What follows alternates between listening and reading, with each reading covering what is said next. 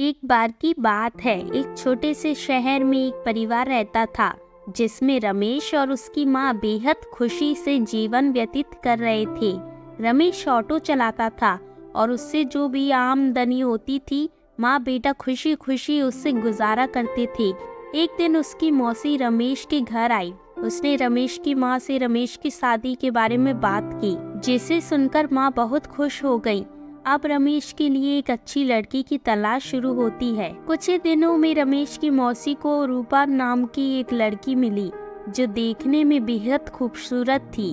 रमेश को भी रूपा बहुत पसंद आई और दोनों ने शादी कर ली।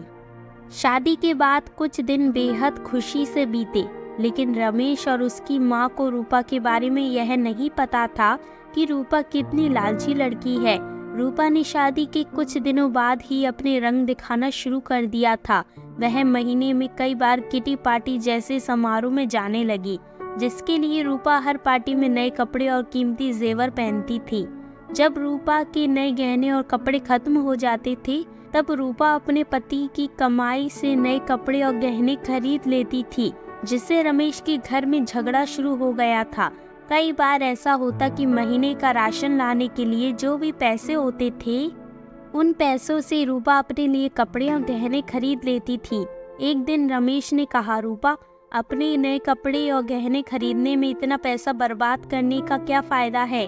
आपको सोचना चाहिए कि आपके पति की इतनी कमाई नहीं है कि आप एक महीने में 10 बार किटी पार्टी में जाने के लिए नए नए आभूषण खरीद कर खर्च कर सके। यह सुनकर रूपा गुस्से में लाल हो गई और रमेश से कहने लगी, तुम हमेशा मुझसे कहते रहते हो, कभी भी तुम ज्यादा कमाने के बारे में नहीं सोचते। यदि तुम ज्यादा ऑटो रिक्शा चलाते तो ज्यादा कमाई होती और आज मैं आराम से नए नए कपड़े पहन सकती। यह कहकर रूपा अपनी सास के पास जाती है और कहती है, माँ जी, जो गहने आपके पास हैं मुझे दे दो, मैं इससे पहनकर पार्टी में जाऊंगी। रमेश की माँ ने पूरी बात सुनने के बाद कहा कि पुराने जमाने में सभी बहुएं अपने जेवर सास को देती थी, लेकिन तुम मुझसे गहने मांग रही हो। रूपा ने कहा, तुम गहनों का क्या करोगी, मुझे दे दो। अंत में रमेश की माँ ने भी अपने सारे गहने रूपा को दे दिए और रूपा उन गहनों को पहनकर किटी पार्टी में चली गई। इधर रूपा के जाने के कुछ देर बाद ही घर में रमेश की मौसी आ गई। उसने रमेश की माँ से रूपा के बारे में पूछा तो माँ ने रूपा के बारे में सारी बातें बताईं। यह सुनकर मौसी ने रूपा को सबक सिखाने की सोची। रूपा की सास भी इस खेल में शामिल हो गई। रमेश की चाची घर का सारा राशन और सामान अपने घर ले गई और थोड़ी देर में अपने सारे गहने और नए कपड़े ले आई। गहने और कपड़े लाकर उन चीजों को घर की अलमारी में और कुछ को रसोई में रख दिया और अपने घर जाने लगी। जाते समय रूपा की सास ने कहा कि जब रूपा घर आएगी तो यह जेवर देखकर वह तुमसे कुछ पूछेगी, तुम उसका अच्छे से उत्तर देना।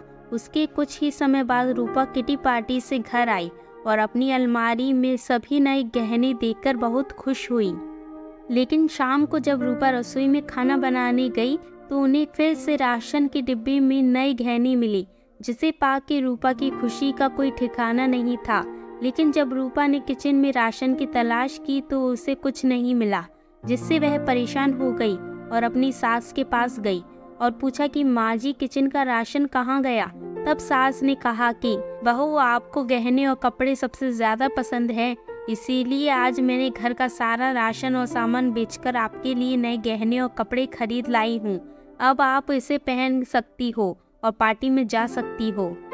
यह सुनकर रूपा ने कहा कि ठीक है, मगर खाने के बिना मैं गहनों और कपड़ों का क्या करूँगी? तो सास ने भी फिर जवाब दिया कि अब खाना खाने की क्या ज़रूरत, तुम्हें अपनी सबसे प्यारी चीज़ मिल गई है, तुम्हें इसमें खुशी होनी चाहिए। यह सुनकर रूपा को अपनी हरकत पर पछतावा होने लगा।